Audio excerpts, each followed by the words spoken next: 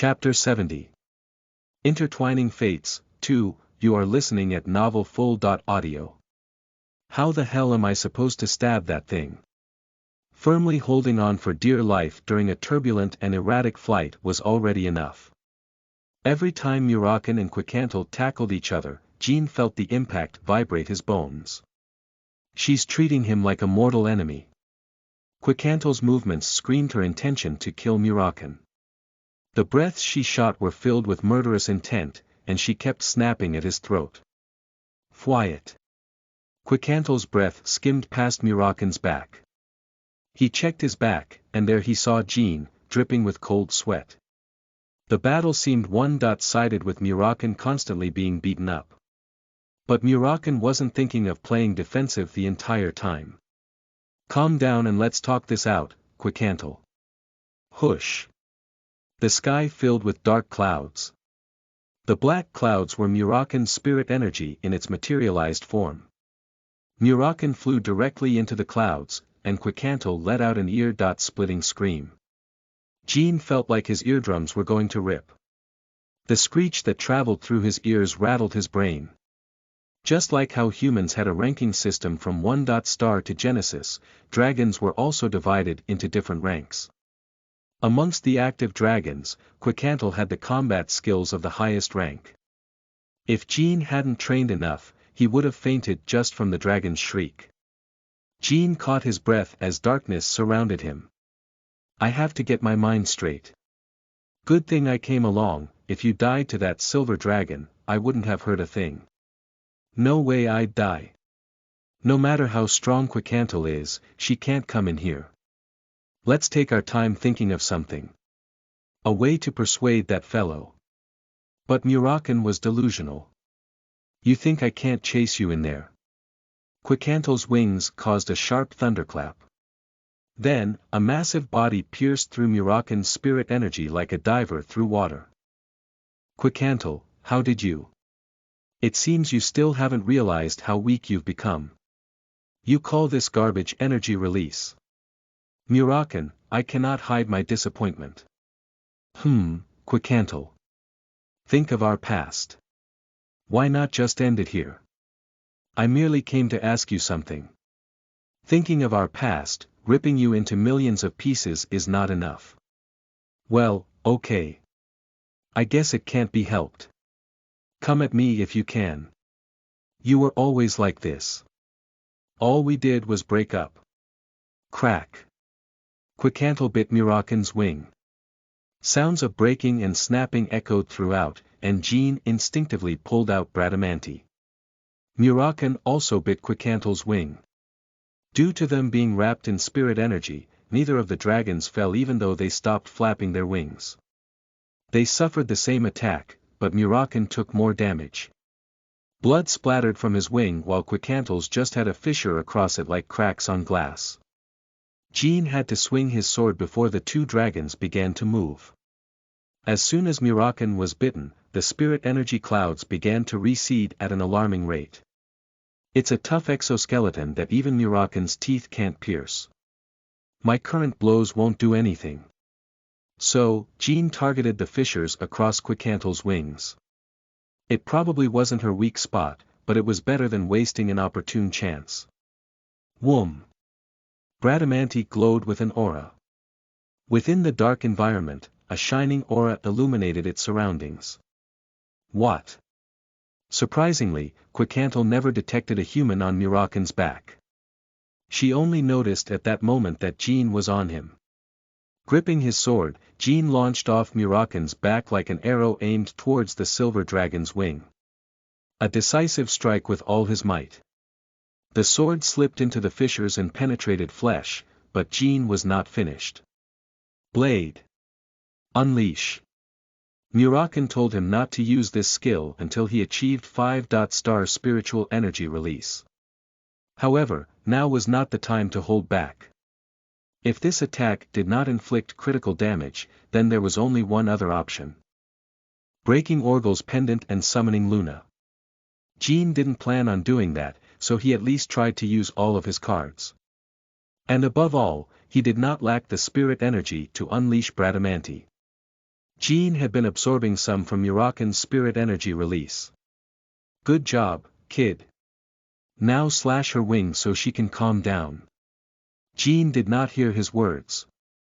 The unleashing began, and just like the time he slaughtered the White Wolf tribesmen, time seemed to have stopped. All around him, the spirit energy began to whirlpool into Bradamanti. More and more crackling energy entered Quicantel's wound, and the rupture spread across her left wing. She let out a painful cry and tried to shake off the cause, but it was too late to stop Bradamanti. Essentially, she let her guard down. Blinded by anger, she failed to notice the human on Muraken's back, and it was the result of ignoring a peaceful resolution. The spirit energy finished traveling through Quicantel's wing. Jean pushed his entire body weight onto the handle of the sword. Kriawak. A high-pitched scraping sound echoed, and the spirit energy began to glow. Jean slid down Quicantel's wing and dragged the sword through it as he went, ripping the dragon's wing apart. The deeper he pushed his sword, the farther the spirit energy traveled. Since he was expending energy dozens of times beyond his power limit, the rate of energy consumption was inefficient. Not even a 7-star knight could penetrate Quicantel's wing, so there was no choice but to pour all his energy into one attack. There were bound to be some spills. The blade finished ripping through, and Muraken caught Jean as he fell with his sword. Cold sweat covered Jin's body from expending so much power. However, seeing the massive wing falling into the ocean, he felt confident with his amazing feat. A second later, Quicantel plummeted. Her other wing flapped uselessly. Did I just become a dragon slayer? The ocean swallowed her whole, a massive splash symbolizing her death. Phew, ugh. Jean also had to deal with the aftershock, the consequence for crossing his limits. Thankfully, there's no excruciating pain like last time. Probably means my skills have increased since then. Still, his limbs trembled before the pain rushed in. He tried to lie down on Muraken's back. Alright, now all we need to do is to pray that Quicantel can think straight. What do you mean? We're not done. Dragons that control time don't die so easily. Like that. Looking down onto the ocean, Jean gulped. A dark shadow resurfaced from the water. Jean then remembered the special ability of time-controlling entities. Rewind. The disconnected wing and Quicantel's body floated back into the sky. She was rewinding her time. In fact, she wasn't defenseless during this process. The space around her recreation was warped, and swinging a sword through it wouldn't really hit anything. Goosebumps ran all over Jin's body as he watched the sight before him. This is the difference between inherent ability and magic. But don't worry. The ability is pretty broken, but it takes a disgusting amount of power to use it. Also, you'll need to act like you can keep fighting. Quicantel's fully intact body now floated in front of them. The space around her restored to its normal state, and Quicantel began to move. Just as Muraken said, she looked very exhausted. She had short and fast breaths, and her wings seemed sluggish. They didn't want to immediately attack again. Not attacking yet. I guess you want to talk this out. What happened, Muraken? Is that human Soderet's contractor? Yeah. Is your tantrum over yet? I didn't know you had so much rage left over from our breakup. Didn't we end well? End well. You just threw me away, one-sided. Just like what I did a while ago, last time, you never gave me a chance to speak. Is this and that the same? Whenever I said that we should live our separate ways, your eyes would roll to the back of your head, and you would attack. So why should I let you speak? I didn't cheat on you or anything. What do you want me to do about our incompatibility? This was a conversation between two dragons who had lived for thousands of years. Jean had to swallow his sigh. It's not like I ever expected dragons to be overflowing with courtesy and respect in the first place, but this is too human. Were the murderous attacks only because she wasn't over what happened between them thousands of years ago? The dragons tried to sort things out, but they simply repeated the same words over and over again. Their conversation never progressed. Well, let's stop this nonsense, Quicantle. I didn't come here to fight. I came to ask you something. My ally's life is in danger. Ha! The greedy and high-headed Murakan cares about his allies. You speak lies. How many of your own species have you killed? As Murakan heard those last few words, his expression froze. It was a sensitive topic. Quicantle noticed her mistake and looked away. Indeed, of the dragons I have killed, there was also your father's mortal enemy. A dragon that I knew nothing about. I killed him only because you hated him, you know. Did you want to hear that? Murakan breathed a deep sigh and continued. I'm done, it was my fault for trying to ask you. I will solve this issue with another. Just tell me. Damn it, just looking at you makes me emotional. I apologize for my words. What about the part where you tried to kill me? I had a righteous reason to do so. Sure, buddy. Anyways, recently, AZ Mill's guardian dragon went missing. You know anything? AZ Mill's contractor needs them. Missing. Are you talking about Lathri? Oh, yeah. Lathri. I haven't heard of the name because of the generation gap. Quicantle blankly stared at Murakan and blinked. What an interesting topic. Wind Dragon Violetta took them somewhere some time ago. Wind Dragon Violetta. A dragon related to Andrei Zipfel. Jean and Murakan had a bad feeling as soon as they heard his name. Why, though? I heard that, since the other dragons under AZ Mill weren't active, Violetta took Lathri instead to teach them some draconic magic. They finally knew the culprit behind Uria's missing dragon. Chapter 71. Intertwining Fates, 3, you are listening at novelfull.audio. Quicantle slowly blinked as Murakan thoroughly explained the situation. It certainly is a serious problem. But first, let us relocate. There is a small island a few minutes from here. Follow me. Quicantle flew past Murakan. Before following her, Murakan talked with Jean. Phew, we could have died today. You okay, kiddo? I didn't think you could successfully unleash your sword. There wasn't any spiritual energy congestion like last time, but my entire body feels like it's gonna shatter. More than that, are you okay? Getting beat up by your ex doesn't sound really fun. Ulta's dragons know they're hotshots, so a small scratch to their pride will make them turn into monsters. I mean, I came to see her despite knowing that, so it was my fault. I mean, I knew she would get kinda mad, but not this much. The bigger man is supposed to be patient. On that note, you don't need to wait 10 years to cast spells. Anyways, good thing we're making progress. As soon as we came, we found out who the kidnapper was. Violetta. Jean had already asked Murakan about Violetta at the Runcandle banquet, the day when Andrei Zipfel got kicked out. According to Murakan, Violetta was a little younger than him. The third strongest dragon amongst those under Meltsier, the god of wind. It's possible that it doesn't only involve Violetta, but also the god of wind. It's starting to smell a little fishy. Alright, let's go. They instantly caught up to Quicantle.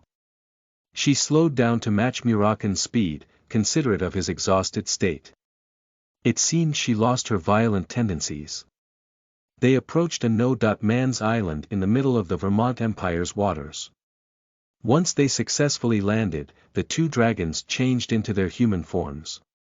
Jean was startled by Quicantle's transformation. The hysterical breath-shooting dragon was gone, and there stood a beautiful woman, which was weird to him. No one's here. It is possible, however, that other dragons can hear our conversation. She didn't seem to trust Earth dragons Labus and Unteal, as if not regarding them as her allies. Murakan shrugged. Quicantle remained silent for a while, staring at the black dragon. Though, it was hard to tell if it truly was just staring or glaring. Murakan couldn't ignore her gaze. Am I supposed to leave them alone, or?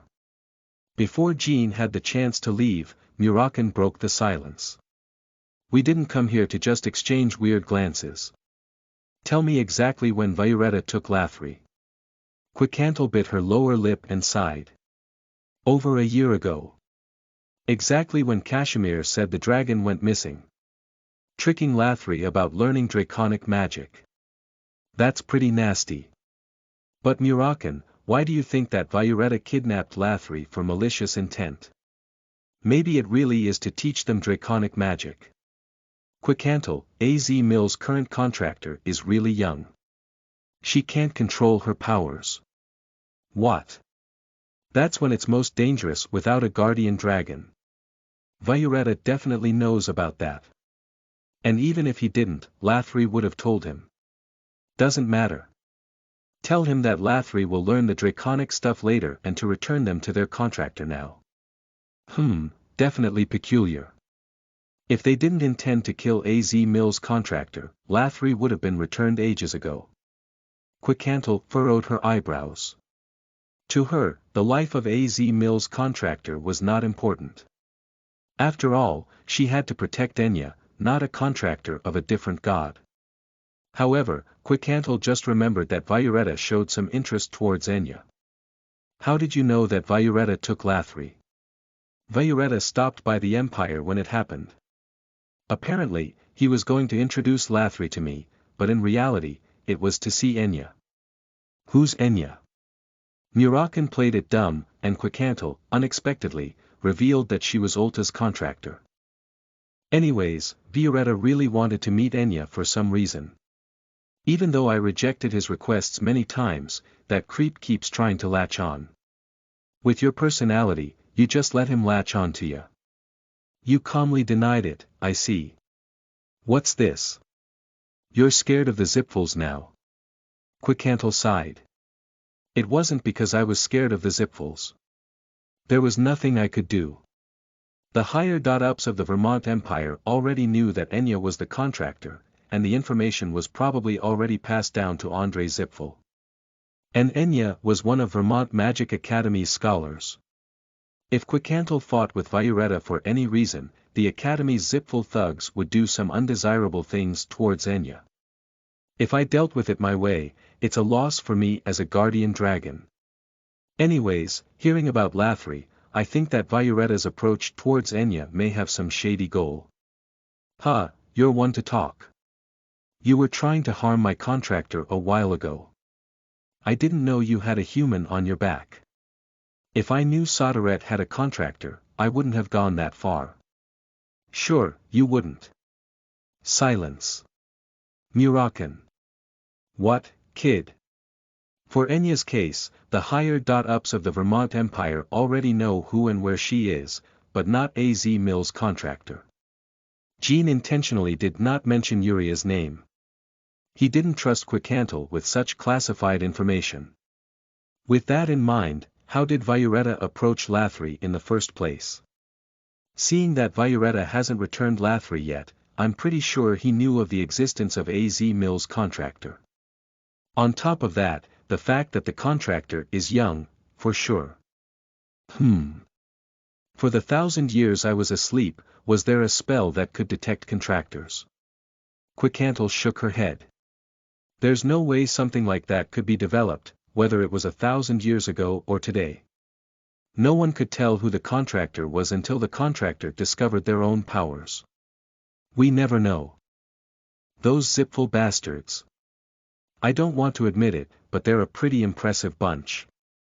Okay, but even if that kind of magic exists, what good would they get from finding the contractors? They can benefit in two ways. Any contractor outside of their control is considered a threat, so they can simply eliminate them. Also, if the contractor dies, the Zipfel clan has an opportunity to form a contract with the then-vacant god.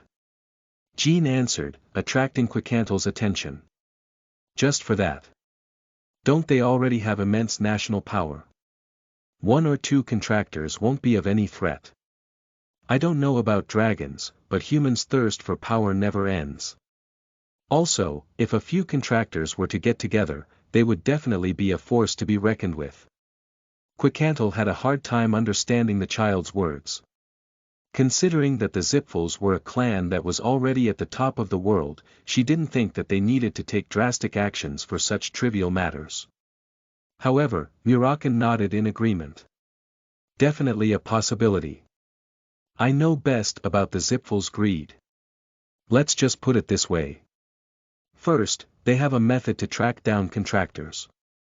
Second, if they find any non-Zipfel contractors, they'll eliminate them. Hold on. Do we really need to assume that? We can just ask Violetta. You serious? Stop talking bullshit, Quicantle. If you were a kidnapper, would you just spill everything? Get your shit together. From what I can see, your Enya kid might be in danger. It wasn't that Enya might be in danger, she was definitely in danger. A few years later, Enya would be assassinated by the Zipfels, and not a single word about it would appear on the news. Instead, a new pureblood Zipfel would become Ulta's contractor and be known around the world. As a regressor, Jean was certain of this theory. He remembered the different events and occurrences in his past life very clearly. I have my eyes wide open, and Enya is not in danger. Until that child fully grows, nobody can harm her. Please stop denying it, and think straight. Leaving her alone will lead to her death. These words were about to come out of Jin's mouth, but Murakan said it a little louder. Quicantle, there's nothing wrong with being very cautious. But it's impossible for you to be beside Enya 24/7 for 365 days and more. Just get the hell out of the Vermont Empire. The Academy relays Enya's every move to the Zipfels. That child has never left the Empire since birth. In fact, her entire family is there. Are you telling me to change their life because of an unknown and uncertain threat? Life is only enjoyable if you're still breathing. Look, this is only a suggestion.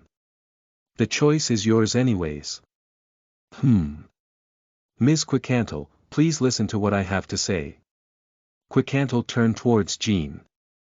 Murakan and I will search for Lathri. We will do whatever it takes. But if Lathri is discovered imprisoned or injured, and we tell you about it, what will you do? I would, Quicantle clenched her teeth. Relocate Enya, then I would do that now. If Lathri is already imprisoned or injured as we speak, no matter how fast you are, it will be too late. I humbly request that you make a wise decision. The kid's right, Quicantle. Move Ulta's contractor and her family to a safer place. We'll determine whether Violetta is full of shit or not, and then we'll meet once more. Quicantle could no longer stand her ground. There wasn't a single flaw in their argument, and she was genuinely concerned about Enya's future. They are more worried for Enya's safety than I am. I have a lot to learn from them. Phew. Quicantle heaved a deep sigh and nodded. All right, let's do that. I will assist you too. Oh, no need. It's fine. We'll deal with it ourselves. Sure, my darkness got a little weaker, but you don't need to help me deal with a measly wind dragon. That Violetta bitch is washed up. And how will you meet him? What do you mean, how will I meet Violetta? Just like how I called you, with my energy. Are you saying this even after knowing how many dragons are with the Zipfels? On top of that, you're going to take the Runcandle kid and head to the Zipfels mainland. Jean and Murakan faced Quicantle with a look of surprise. What are you startled by? The kid has an aura like that Timar runt. You think I wouldn't notice that energy? Quicantle, can I entrust you with these secrets? I still hold Timar in high regard. Being with one of his successors reminds me of the old days. Timar Runcandle, Murakan, and Quicantle were close friends. When Murakan and Quicantle were together, that is. Anyways, I will call Violetta. He'll react to my call like a horny teenager. You guys can deal with him after that. Chapter 72. Intertwining Fates, 4, you are listening at novelfull.audio. Damn, I already revealed my identity to 2 people ever since I arrived in Tychon. Ghostblade Kashmir and Silver Dragon Quicantle. Kashmir was already their ally, and it was likely for Quicantle to join their forces as well. Jean wondered if anyone amongst the provisional flag bearers revealed their identity openly, but at this point, he didn't care. Who cares if I break some rules? I'm already behind on training anyways. I'm living this life however I want. Each time Jean broke his clan's rules, he felt refreshing pleasure from the delinquency. Then, Jean formally introduced himself to Quicantle. So you're that Jean Runcandle. I already expected it when I felt Timar's aura, but still, very fascinating. I think you're the more fascinating one. The Silver Dragon of Time. I've heard of rumors, but I was speechless when I witnessed you turning back your time. Not something I want to hear from the child who slit my wing. I'm saying that you're interesting because Enya often talked about you. Ulta's contractor spoke of me. Yes. Not so long ago, every single press in the world couldn't stop talking about your 5-star acquisition. Enya read about it and told me multiple times that, even though you're both 15, she admires you because you're very talented. Haha, there's nothing to admire. It's a little embarrassing since I've never even met her before. I'm sure she has incredible potential within her as a contractor. Yeah, Quicantle. Very awkward of you to put Jean on top of a pedestal. You gonna take responsibility for his heightened ego? Jean and Quicantle naturally ignored Murakan's interruption and continued their conversation. If that kid sees you, she would be very elated. Why don't you visit the Vermont Empire before you set out for Violetta? Quicantle said that it would take about a week to summon the Wind Dragon. It would have been great if they could immediately meet and beat Violetta, but the Wind Dragon was with the Zipful's second in command. Basically, not an entity that was easy to meet. Enya will also need time to get things sorted out, and it would be nice to have you explain to her why she must leave the Empire. Since you're the man of her dreams, maybe it'll be easier for her to understand. Jean nodded. Persuading Enya was an ulterior motive. After all, staying in the Vermont Empire to meet Violetta was convenient. The reason being the location of their rendezvous, the place they were standing on, the uninhabited island. At this location, even if a big fight broke out, no problems would arise from it. Just like how Jean and Murakan were not interrupted while fighting Quicantle. Then, Miss Quicantle. Where would be a good place to stay in the Empire? I believe that the capital is too crowded to maintain our secrecy. The Vermont Empire was not small like Akin. There were probably people who could recognize Jean in the streets. People like low-ranked nobles and the Dragon King Knights resided there. It would be too risky. Oh, you can stay at my place. We have a lot of empty rooms. Hey. Wait. Your house. It's okay if it's a small place, so just buy us a remote residence. I'll repay you later. Isn't it weird to share a roof when we, broke up? Stop acting hysterical, Murakan. I merely proposed this to help you with your little business. Ha. Hysterical. What about you? It would be great if we forget past events. Let's make sure to distinguish work and personal matters. Though it was baffling, there was no point in talking. Murakan quaked in frustration before letting out a sigh. Jean and Murakan had no choice but to hide in Quicantle's wings to sneak in since Murakan couldn't transform carelessly within the Empire. Quicantle's dwelling sat in the middle of a forest on the outskirts of the capital. It was a house she built when she became Enya's guardian dragon. Built with logs, it had a very clean and cool facade. A nice, refreshing smell of wood lightly surrounded their bodies. Wait for a moment. I'll be out after cleaning a little bit. Take your time. Although they were dragons, Was she really conscious about showing a dirty room to her ex? Quicantle went in first, and Jean shrugged. How does it feel to ally with your old love interest, Murakan? Ha! Don't even remind me. I feel a little uneasy inside. Murakan could not take his eyes off the log cabin. That bitch. She built the exact same house from 1,000 years ago. So this is why she wanted to bring us here. Yet, despite being faced with the house of their past, Murakan didn't feel his burnt-out love rekindle. His uneasiness stemmed from reminiscing about their nostalgic past. 1,000 years ago, partying all the time with Timar and Quicantle in a log cabin with the same design. One passed without leaving a grave. And the other became a past lover. As he remembered the good old days, bitterness filled his heart. You can come in now. As soon as he entered, Jean unintentionally smirked. This is clean. Quicantle seems to have an unexpectedly clumsy side to her. It looked like the room was hastily cleaned, but around the house, there were clothes and empty bottles lying on the floor. Anything to drink? Just some cold water, thank you. You, Murakan. Toss me a few bottles of wine. God damn it, this is why I didn't want to come here. You came here first and disturbed my peace. And I really don't have any other intentions, so if you really don't like it, then get the hell out.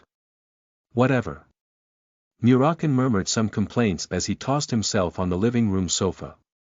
Before Quicantle could bring over the water and wine to her guests, Murakan was suddenly sound asleep, snoring loudly. What the? Murakan. Asleep. How do you just sleep like that? Probably because of our fight. He was bitten all over, after all. I used a lot of spirit energy myself, which explains my exhaustion. Ah. I see. I didn't know because you seemed fine a moment ago. Pop. Quicantle popped the cork off the wine bottle that was originally for Murakan and poured some wine into her own glass. Jean Runcandle. Yes. I'm assisting you due to my allegiance with Timar as well as for Enya's safety, but the main reason is that sleeping bastard. I see. Jean didn't have anything to say. He could only imagine how deep her lingering feelings were for Murakan. But the words that followed were completely different. That fool doesn't really know how weak he has become. When he was in his prime, Murakan was the strongest of the strongest. Even the fire dragons, who were born for combat, tried to avoid him at all costs.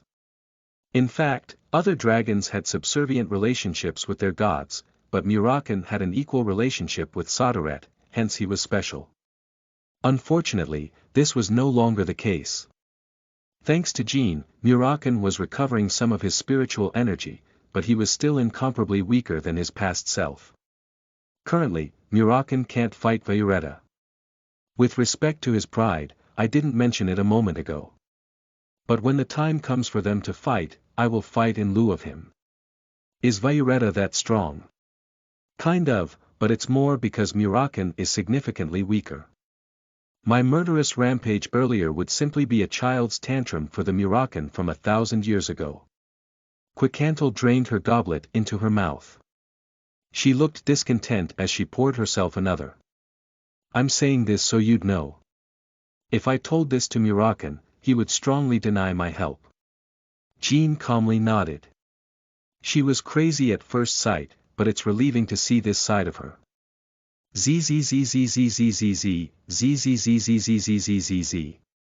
Murakan's snoring echoed throughout the room. Jean Runcandle.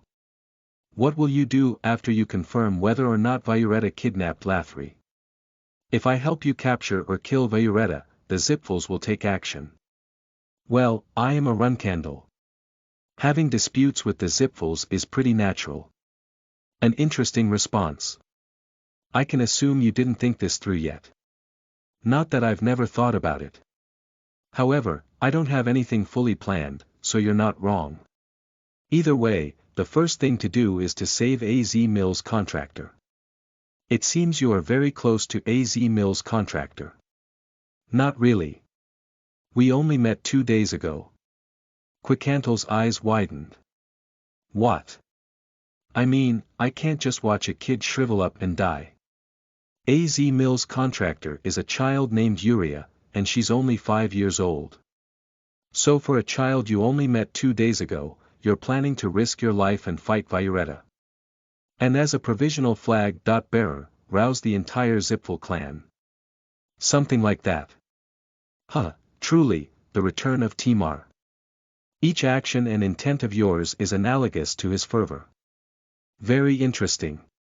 I've noticed it earlier, but it seems you were very close to the first patriarch. Close is an understatement. Timar was a friend I would have given up everything for. Together with Murakan, we had a hell of a time in the past. Then why did Murakan go into 1,000-year slumber after losing to the first patriarch? A question Jean often pondered about. He asked Murakan a few times, but he never heard a real answer from him. It'll be better if you heard directly from Murakan. He'll tell you when the time comes. It must be a meaningful story. Jean understood the situation and simply nodded. There was no reason to hear the story as of this moment.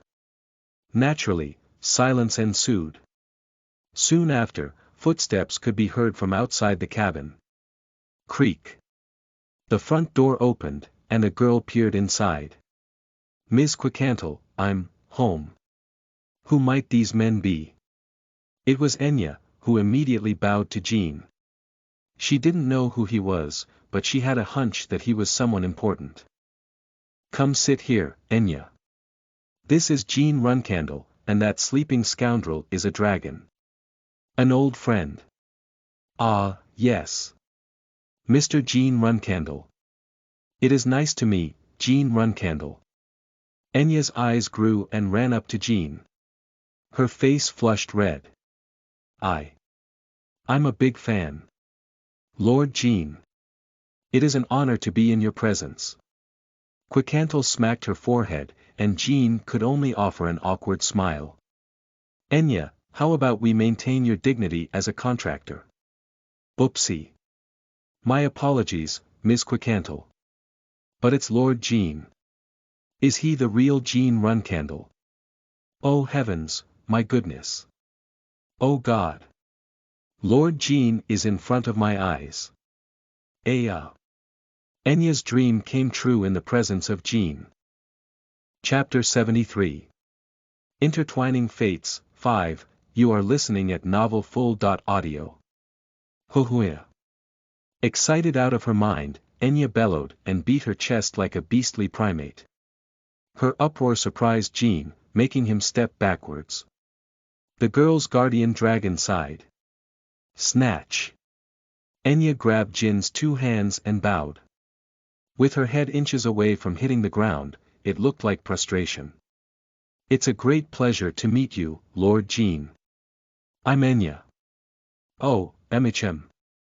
Nice to meet you too, Enya. Kaya. Seriously. Jean had never seen a situation like this in his entire life.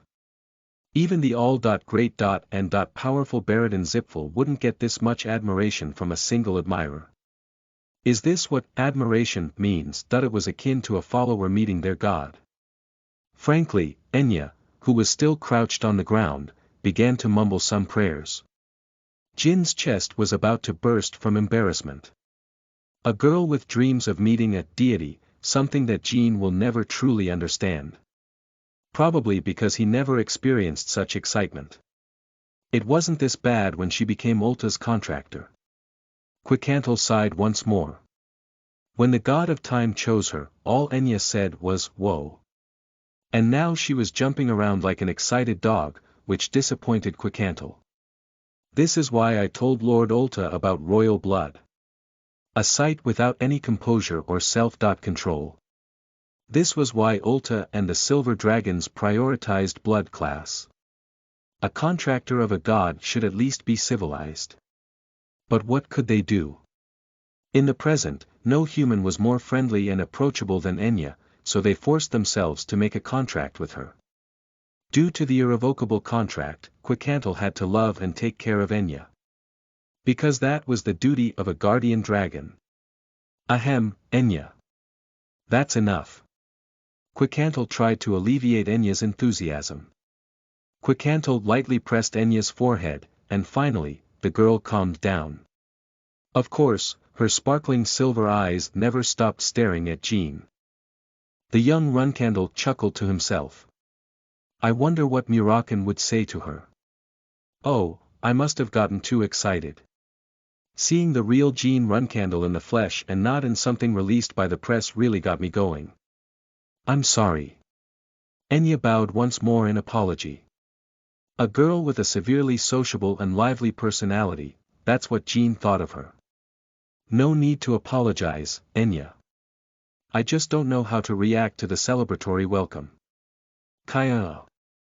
Would you like some more? That would be enough. Ms. Quicantle. Ms. Quicantle. Can you please tell me now? The reason why Lord Jean came to our place. Did Ulta respond to my prayers? You pray to Ulta nightly. Obviously, I prayed to meet Lord Jean someday. Hee hee. Anyways, today is such a great day. I was so tired at the academy. Quicantle's face darkened. She knew how often Enya was discriminated against by the other students and staff. I can't slaughter all of those bastards either, Quicantle ground her teeth as she thought of the noble scum bullying Enya. If they physically abused her, she would kill them all. But all they did was treat Enya as if she didn't exist. Jean looked at Quicantle and felt sympathy for her pain. He knew how the Academy's nobility acted in the presence of a commoner. He nodded. They would do all kinds of bad things just because she's a commoner. This is why I didn't talk to magicians from the Academy. During Jin's learning days, he encountered all kinds of magicians from the Academy. To this day, he never met a group of people he hated more than them. Moving on. It was time to pull Enya out of the discriminatory shithole. As a Runcandle, Jean couldn't specifically help her, but their elaborate plan for relocation would be just enough. I just need to persuade Enya to immigrate her entire family to Taiken. And as for magic, I can just find an excellent teacher. Overall, the free city of Taiken had a carefree and welcoming community. Additionally, Kashmir would take care of her, so she would experience the most extravagant life. If she could just forfeit her homeland, then it would be a great opportunity. Miss Enya, the goal of my visit is to ensure your safety and take you somewhere safer. He straightforwardly stated the truth. It didn't take long for him to realize that his phrasing could be misunderstood. As soon as she heard what Jean said, Enya felt like the main character in a novel. To take me. To take me. His words caused another chaotic mess. Enya started punching the air like a hallucinating patient, and her eyes were bloodshot. I'll go. Wherever it is, I'll go. All hail Ulta. Thok. Tired of the sight, Quicantle lightly hit the back of Enya's neck. Enya's body shook, then fell to the ground as she fainted. Jean chuckled at the funny sight. My goodness. How did she become Ulta's contractor? Well, a child has got to be a child. You're a child as well. Phew, there's no need to persuade her. She would even follow you to the Runcandle underground prison. We do not retain an underground prison in our clan, Miss Quicantle. It's gone. It should still be there. And probably has some dragons locked up. What? That's not important, so forget it. Okay, listen. Enya will wake up exactly 10 seconds from now. Once she does, make sure to choose your words carefully, and explain the current situation to her. Didn't you hit her pretty hard? Not even a trained knight can survive that blow. Rustle. 10 seconds hadn't even passed, yet Enya started coming to. Goosebumps traversed Jin's body. Modern physiology and medicine could not explain the phenomenon before him. It was the will of a fanatic. Still, the strike definitely had some effect. Enya seemed to have lost some of her overflowing energy. She was also at a loss for words. Lured Jian. Miss Enya, I will slowly explain the current situation. Enya nodded. Jean then began from Yuria and her predicament, all the way to the speculations regarding Violetta and the Zipfuls. He couldn't say anything from his past life, but thankfully, Enya easily digested all of the content. Since they're the words of Lord Jean, I'll trust every single one. It's so romantic. Dragons, conflict, adventure, a boy and a girl. And Lord Jean. Something like that. I'm fine as long as it's for the benefit of me. Anyways, I must leave the Vermont Empire with my family and head to Tychon. Exactly. And when should we leave? The sooner the better. Ms. Quicantle and I have some business in the Empire, so it's a good idea for you to leave first. Officially leaving the Academy and clearing out the area was not a good idea. The Vermont Imperial family will not let Ulta's contractor go so easily, and the moment they notice her intention to leave, they will chain her down at all costs, whether it be by capturing her family as hostage or using drugs to prevent her from leaving. The Vermont Special Forces would also be assigned to monitor them. Before that happens, secretly leaving was the most optimal choice. There would be a search and chase, but it would start in the Lutero Magic Federation instead of Tychon. Though, it doesn't mean there's no danger at all. It depends how much the Vermont Imperial family cares about Ulta's contractor. As Jean saw it, the Vermont Imperial family didn't really care about Enya. If they did care, then Enya wouldn't be wearing ragged clothes. Either they're being cautious of the Zipfuls or they can't give her special care because the world simply doesn't know about her yet.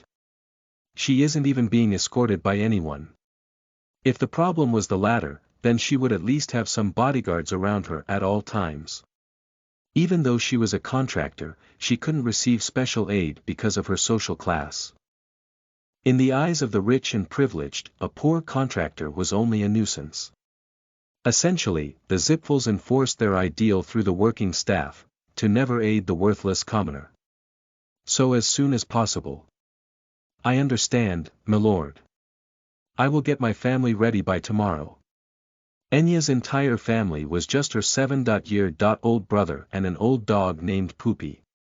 But Jean, how are you going to transport her? You can't go through the gate, and I can't take her there myself. Everything will be put on record, so the threat of a chase is likely. It would be the same if they were to fly with Murakan. However, Jean already thought of a way. Merchant ships from Tychon periodically dock in the capital's port. Just sneak on one of them. The 7-colored peacock agents in the Vermont Empire all worked around that docking schedule. Although the Empire knew the sailors worked for the intelligence agency, they couldn't do anything because the organization had valuable information about the Empire's corrupt government and high-ranking officials. Aside from the agents that had a hold of sensitive information, lower-ranked agents could travel in and out of the Vermont Empire freely. After Enya leaves, I will proceed with a normal life and try to find an opportunity to meet Violetta. As for the Academy, I'll say that Enya is sick. The rich and nobility wouldn't give a damn about Enya's attendance.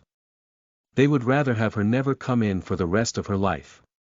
Yes, we can wrap things up with Violetta and return to Tychon. I hope we can resolve issues without fighting, but a battle is imminent. As mentioned before, Violetta is mine. That sleeping dog shouldn't fight him.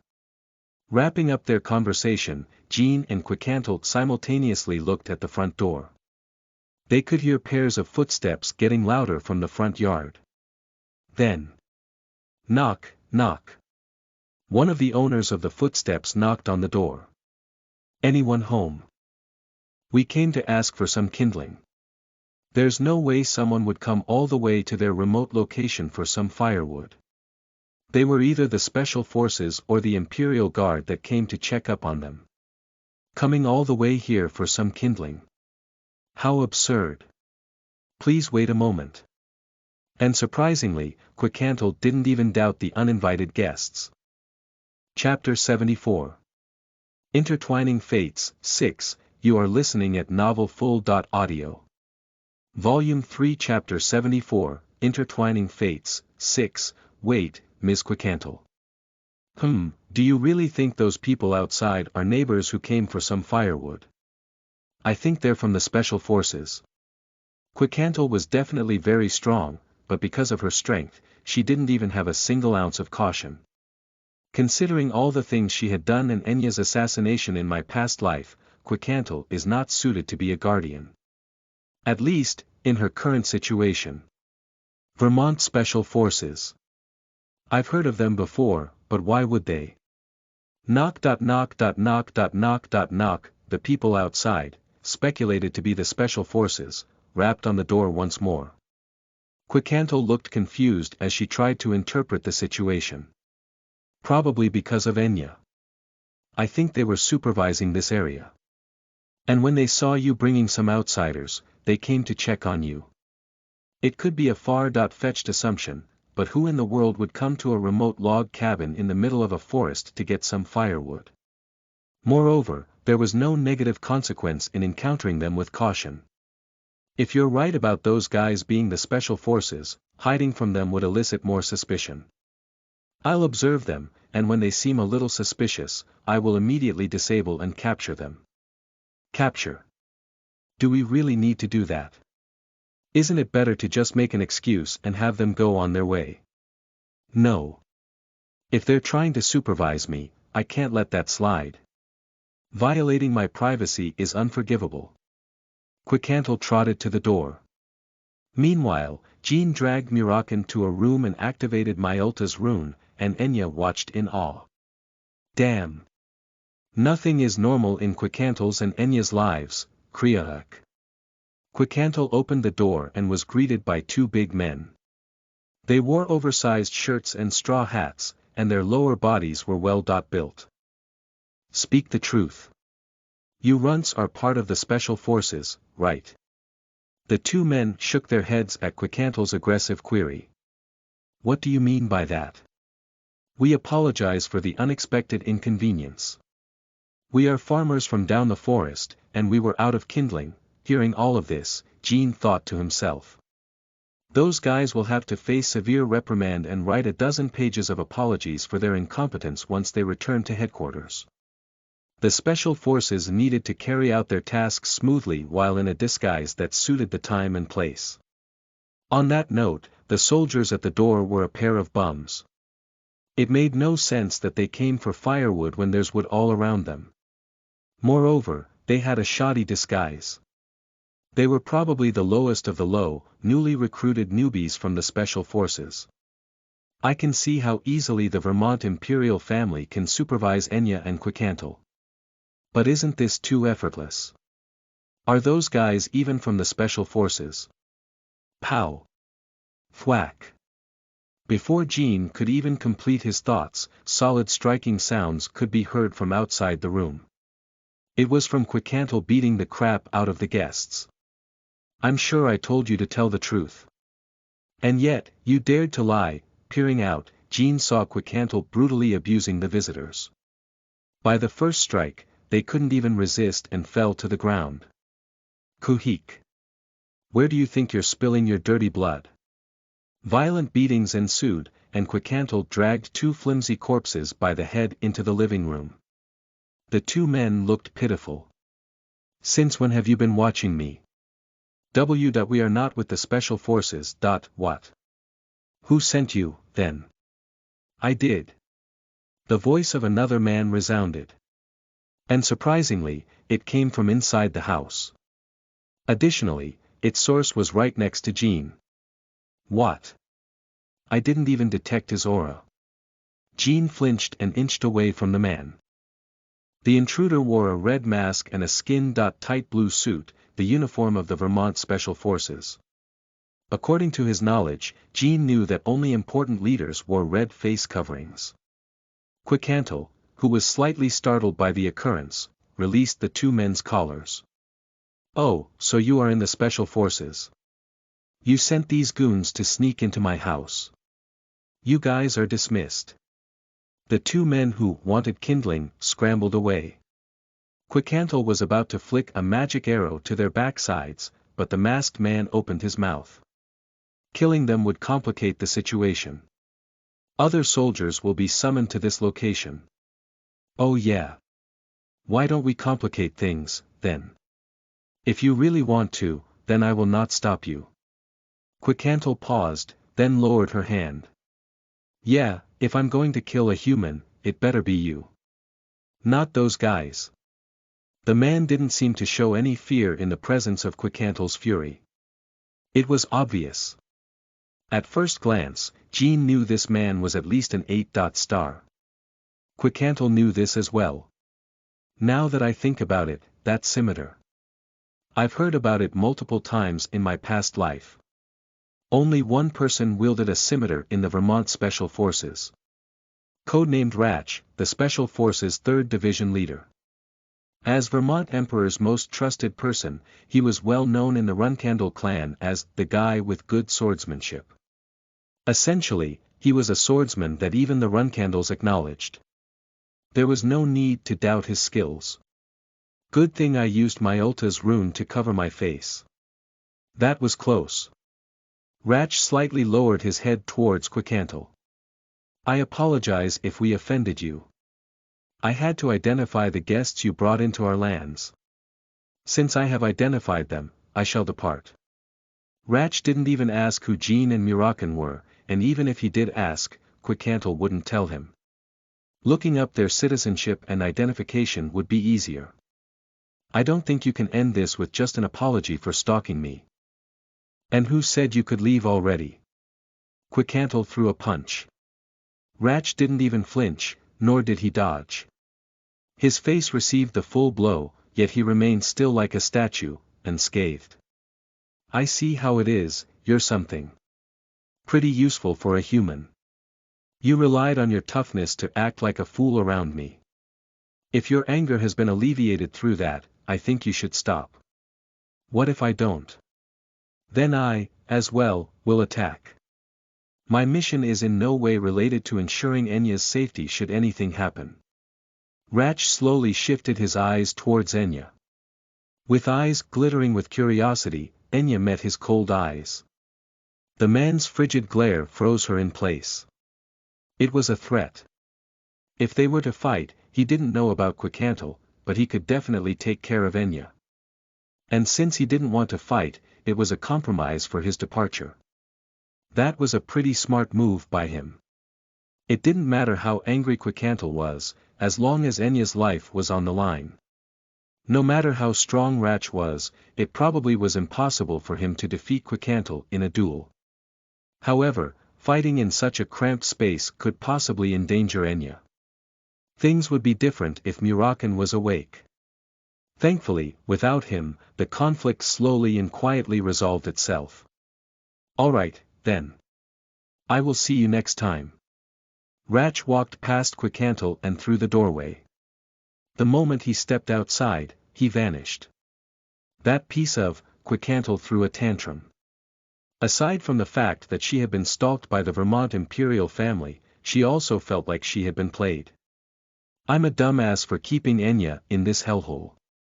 Quicantle sighed. Jean Runcandle. If I hadn't met you in Murakan, I can't imagine the horrible fate that Enya would have faced.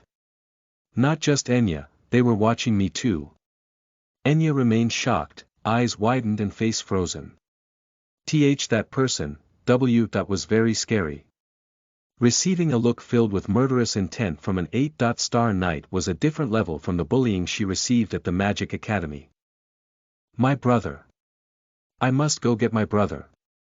Lord Jean, let's leave now. Please go with Ms. Quicantle. You should board the Tychon merchant ship first thing tomorrow morning. Her luggage was a small bundle of items. No different than the items in her school bag, it was all of the things she needed to leave the Vermont Empire. With the bundle on her back, she tightly held her brother, Pinty, by the hand and tucked her dog to her chest with the other. Her eyes were filled with fear. Ah, milord. Are we really not going to get caught? I was super scared after seeing that man that I couldn't even sleep, all Jean could do was offer her some words of relief. Even if we get caught, I will promise that you and your family will be safe. Trust me. Either way, getting out of here as soon as possible would be our safest bet. Still, Jean safely assumed that the Vermont Special Forces didn't monitor Enya in close quarters. Despite Quickantle's carelessness, it wasn't enough to miss stalkers within her vicinity. Before Ratch came in, even Murakin didn't detect anything. We were probably found out when we flew through the Empire's barrier while on Ms. Quickantle's back. And it's likely that the Vermont Special Forces were dispatched afterwards. Additionally, with yesterday's incident, the Vermont Imperial family probably knows that Quickhantle was pissed. They wouldn't get anything good out of aggravating her even further. And they would never expect Enya to sneak out of the Empire immediately. They would assume her absence at the academy to be caused by mental shock. No need to worry, and board the ship. Beyond all this, Miss Quickhantle probably can't imagine you traveling alone as she stays in her cabin. And this cat, Murakin will protect you. Since Jean couldn't expose himself, he couldn't escort Enya to the merchant ship. Just in case, he had Murakin turn into a cat and protect Enya. If the special forces were to notice Enya's escape, Murakin could stop their attacks. The main street led straight to the port anyways, so Jean was sure that being spotted would be unlikely. In a street filled with thousands of people, pinpointing Enya's family's exact location would be impossible without closely stalking her. "Milord, don't worry. He is the Great Black Dragon. I will see you in Tychon soon, Miss Enya." And Pinty.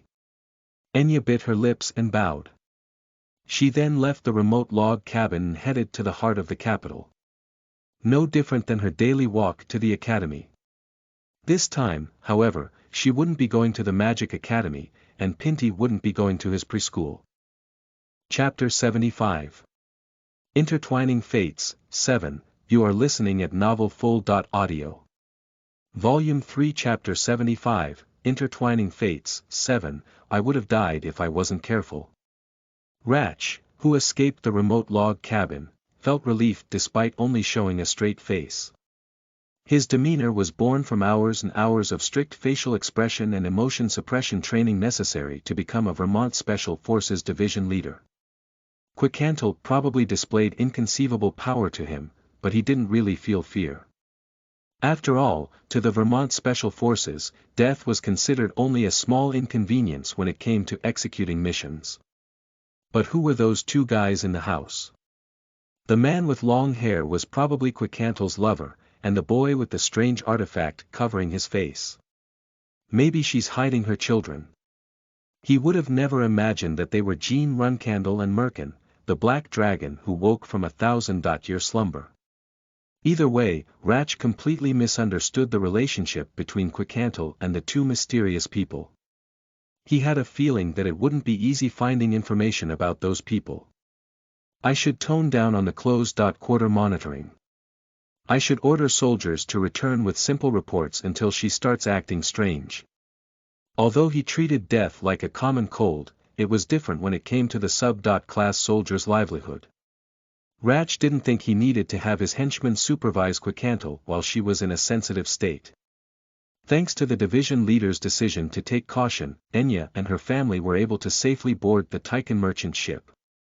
And the Vermont Imperial family did not notice that Ulta's contractor was missing. At least, until Quickhantle left to meet Violetta. ****** A week later, mid-July of 1795. Just as Jean expected, there weren't any spies monitoring Enya and Quickantle's location around the cabin at all times. During that time, Jean and Murakin never left the house. Once a day, only Quickhantle left for the city to get food and drinks. During their stay, Jean received a message that Enya safely arrived in Tychon and was receiving protection under Kashmir. Well, I already knew they'd be safe, but receiving a personal letter from Enya is more reassuring. We can definitely meet Violetta with a lighter burden. Quickhantle had already contacted the Wind Dragon. She requested a rendezvous to discuss Enya. Violetta quickly accepted the request, and the promised date was tomorrow night. You think Violetta will come alone? Kid, between dragons, etiquette is very important. Quicantle called to just meet, so bringing a line of Zipful magicians would be unacceptable. Even if you call them for a fight, they'll come alone, without reinforcements. Oh, so that's why you went to the Vermont Empire's ocean territory with such bravado. Of course. There's nothing that could stop the great Murakan. Sure, buddy. Remember when you almost died to me when you came here? If it weren't for Jean, you would have been sinking to the depths of the cold ocean right now. That's. I was going easy on you, Quicantle. Do I need to beat some more sense into you? What? While the two dragons growled at each other, arguing that one's strength is more superior than the other's, Jean was deeply entrenched in his thoughts. So he's saying the dragons come alone whenever they're summoned because of etiquette. But we're a group of 3 going to meet Violetta. Well, who really cares? Jean shrugged it off and went to separate the two whose fighting easily became a routine sight for the young Runcandle. Yeah. No more, you guys. You'll end up fighting before we even meet Violetta tomorrow. I think we should plan more thoroughly about what we should do once we meet him. What do you mean, what we should do? We just tell him that we called to find out about the whereabouts of Lathri, not to talk about Enya. And if he's bullshitting about teaching them draconic magic, then we just beat him up. I concur. Since Enya isn't here, I can act as aggressively as I want. Yes, it all sounds good. I just wanted to ask because Violetta wouldn't answer so easily. And if a battle breaks out, even if we win, we will need to face the Zipful's wrath. I think we should at least consider the consequences of our actions. Jean firmly stated this in a serious tone. I already predicted that intervening with the Zipfuls in order to save Uria's guardian dragon would cause some problems. But not this much. Fighting with Violetta meant turning the entirety of the Zipful clan into their enemy. And, as of the moment, Jean did not have the forces to fight them. Even if he called his latest ally's army, Kashimir's regiment of Tychon, they wouldn't stand a chance. As a matter of fact, rescuing Lathri wasn't that beneficial in many ways. In exchange for allying with Kashimir, AZ Mills contractor, and the 7-colored peacock, Jean would be turning the Zipfuls against himself. Despite this consequence, Jean chose to meet Violetta for 3 main reasons. First, he promised Kashimir about returning Lathri to Uria's side. Second, verifying the Zipfuls' plot of finding and assassinating contractors. Lastly, acting in order to save a child was a given. The kid's right. Though I'm not really scared of their retaliation, it's still something to think about. Not only that, we also have to consider the outcome if we were to lose. Unlike you two, I think it's possible that Violetta would come with the second in command, Andre. In a scenario where he disregards the dragon's etiquette. And if Violetta did come with Andre? Or what if he shows up with other advanced magicians in tow? There was no definitive answer. Each of the Zipful's advanced magicians were equivalent in power to a low-tier dragon. Of course, Jean already had a last resort planned, but he wanted to hear Quicantle's opinion. Don't worry about that. If Violetta brings other goons to the rendezvous point and they try to attack me, I will summon the Vermont Imperial family's dragons as reinforcement. That's a great plan. Even if we don't find out more about the kidnappings, in the event that Violetta refuses to cooperate, we have a good reason to call reinforcements. Exactly. And when I take care of Violetta, if we have the Imperial family's dragons on our side, then the Zipfuls can't really take action. The Zipful clan and Vermont Imperial family have some complicated political ties, after all. The Vermont Imperial family was the balancing weight between the Zipful clan and Runcandle clan. Whichever direction the Vermont Imperial family were to stick to, the balance between the two strongest clans would break. Therefore, Quicantle could destroy Violetta, and the Zipfuls would still be unable to do anything. If the Zipfuls made the Vermont Imperial family turn against them, then the run candles would take the free benefit. It would be a very satisfactory response. This way, no matter what they did, they would not be targeted by the Zipfuls. Sounds good. Then tomorrow, we will entrust the job to you. In the meantime, Murakan and I will be hiding nearby. Ha! Kid, what do you mean by that? It means we'll be backup. If Violetta comes alone, Miss Quicantle will fight him by herself. Nothing good will come out from us selling our faces to the Zipfuls. Quicantle smiled at Jin's response in satisfaction. Yeah, Murakan. It would be best if you don't come out at all. I will be fighting, so all you need to do is watch. Her words were lined with a teasing undertone, but Quicantle was genuinely concerned about Murakan. She firmly believed that he stood no chance against Violetta in his current state. Damn it. I understand that I got a little weaker, but I don't want any sympathy from my ex. Who's sympathizing? Shut your idiotic self up, and help me out if I ever get in trouble. But of course, that would never happen. Nothing would have happened if Violetta came alone because, amongst all of the active dragons out there, Quicantle was one of the strongest dragons. However, as Jean predicted, Violetta brought along a person. And it was the Zipful's second-in-command, Andre Zipful. Standing in the middle of the island, Quicantle glared at Violetta. Jean and Murakan were hiding, watching the tense scene. They already filled the forest with spiritual energy, so their presence was concealed. Ho, ho, hum. It is this old man's first time meeting the silver dragon of time. Madam Quicantle, it is an honor to meet you. I am Andre Zipful. Violetta. I didn't think you would bring a person in response to my call. Please understand, Silver Dragon. When I received your signal, Andre was right next to me. With the topic being about Ulta's contractor, he showed great interest, so I brought him along. Quicantle expressed severe disappointment, and Andre chuckled, messing up his first impression even further. Violetta, you have been very disrespectful ever since you started asking me to introduce Enya. I hope you never do something like this again. Understood. So, let's get right into it. What do you want to tell me about Ulta's contractor? Before that, I would like to ask you something. Go ahead. AZ Mills contractor's guardian dragon, Lathri. What did you do to them? She spoke in a dangerous tone. Violetta chuckled for a bit in return, then held a straight face. Damn. I got baited. You called to talk about Lathri, not Ulta's contractor. I knew something was up. Violetta's head shook as he spoke. Answer my question, Violetta. 1 year ago, you took Lathri to teach them some draconic magic. I saw with my own 2 eyes. And to this day, AZ Mills contractor failed to locate their guardian dragon. I don't know how to answer you without leaving you unsatisfied.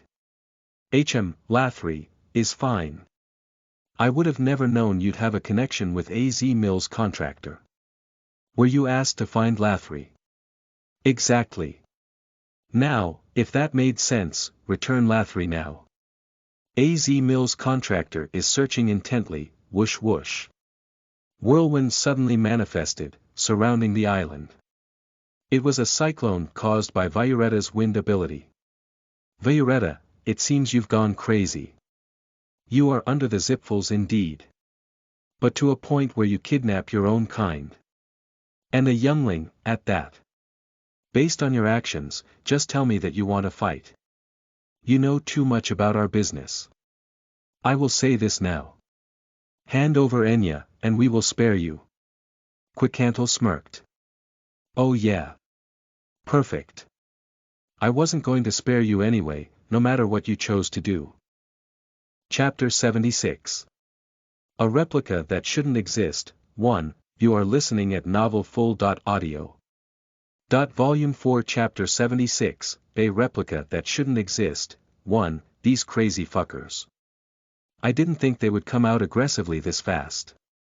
They were now certain that the Zipfuls kidnapped Lathri, but seeing their bravado for the misdeed baffled Jean.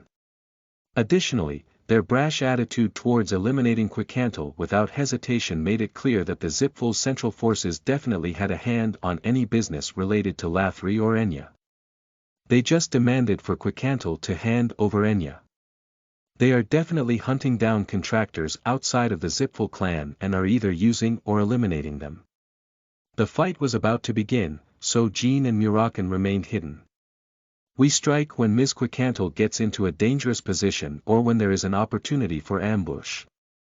Andre and Violetta still did not notice Jean and Murakan's presence, so observing the fight for now was a better idea. I'll be honest, I haven't really liked you ever since we met, Quicantle. Violetta shouted, spreading a massive pair of wings. Mana flowed through the powerful winds, and the static tornadoes began to close in on the silver dragon. Whoosh! The tornadoes moved like huge snakes. As trees got torn away from the ground, Quicantle scoffed. I'm sure you aren't planning to do anything with wind like child's play. It was at least an 8-star spell, not something one would call child's play. However, it was not enough to pierce her exoskeleton. She didn't even dodge the attack and took the winds at full force. Not that she was underestimating the attack, but she genuinely believed that she had no need to. Loud screeches echoed throughout the island as the cyclones made contact with her silver armor. But that was all. The cyclones died down, failing to affect even a single scale. The surroundings were devastated, as if caused by a bombing. And yet, Quicantle stood in the same spot, in the same position. Violetta was a little surprised, eyes slightly widening. Whoa! Incredible! Andre expressed his admiration with a shaky voice. Quicantle didn't like his expressive attitude. Not one bit. The 9-star Grand Magician, Wind King Andre Zipful. As the second in command, everyone knew how strong he was, but not many knew of his real power. Simply due to the fact that everyone who fought him had died. People only could infer his combat power.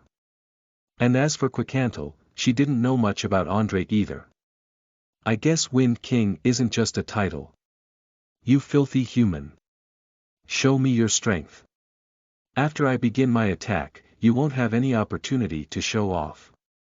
I can finally use my full power. In that case, I will enjoy it, Silver Dragon of Time. Andre's staff began to glow. Mana Expansion, a spell signifying the start of an attack. It's been a long time since I saw a 9-star mana expansion up close. In an instant, about 500 meters around them, the blue mana dyed their surroundings. It was not a common sight. And because he was the contractor of the god of wind, Andre's magic was the pure essence of wind. Every movement of air around the island could potentially become Andre's weapon. Wind was invisible. Although the artificial compression and movement of wind was visible as it ripped through space, wind, at its purest, had no form. Thus, Andre's wind could become an invisible sword or a formless spear and pierce the enemy. The space around the Grand Magician began to morph with the flow of wind. No one knew what would come out of the bending space. If I had one thing to say, Andre smirked and extended his finger towards Quicantle. I am especially strong against dragons. So please be careful. Hiss from Andre's finger, wind in the form of a spike flew out. Quicantle sensed the danger and spread her wings. She planned on flying upwards, dodging the attack and shooting her breath to counter him. But there was a reason Andre mentioned his strength against dragons. My flight has been disabled. No matter how much she flapped her gigantic wings, no wind occurred.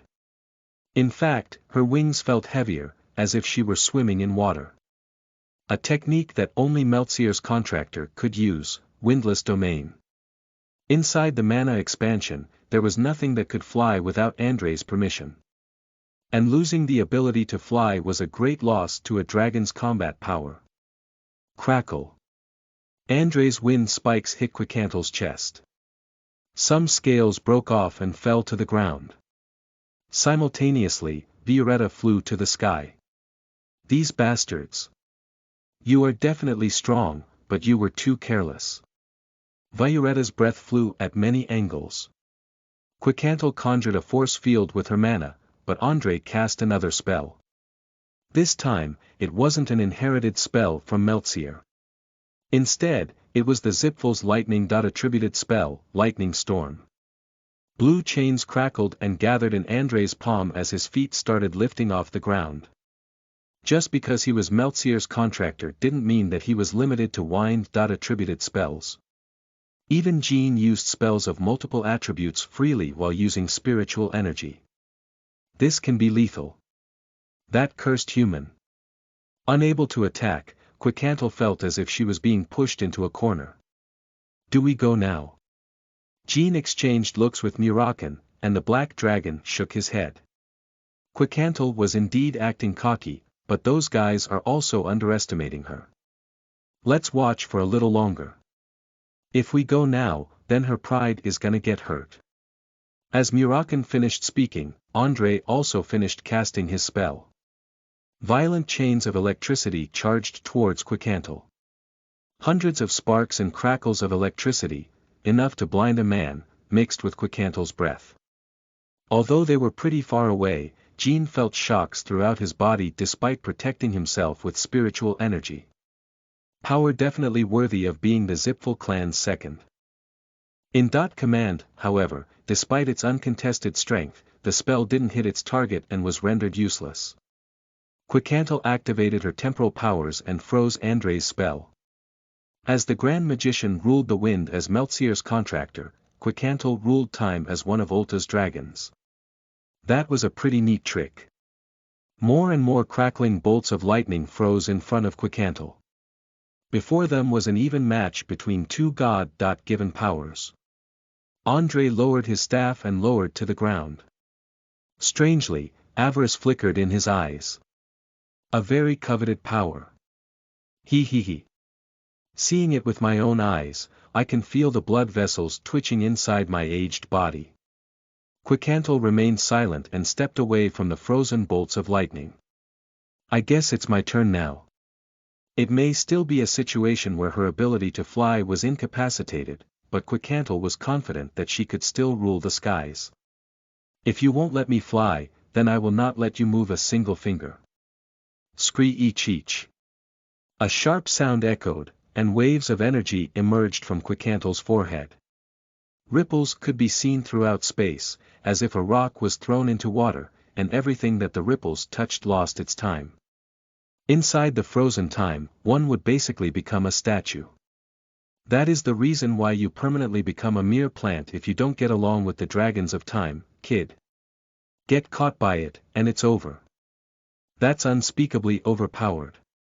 Well, not really. Just don't make contact with it. Then it becomes easy. The spell itself is hard to sustain too. As it was Violetta's and Andre's first time fighting a dragon of time, they dodged the pulses by instinct.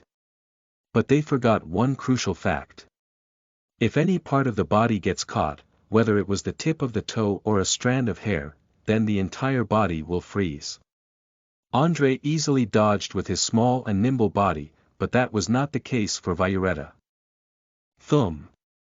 Quicantle blasted off the ground with her feet and charged at the wind dragon who was frozen still. Violetta.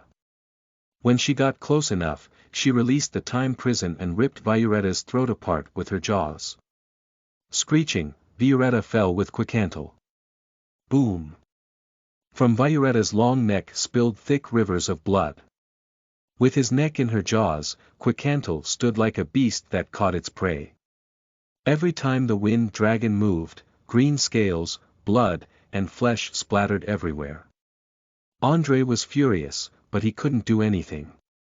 Any move he made could kill Violetta.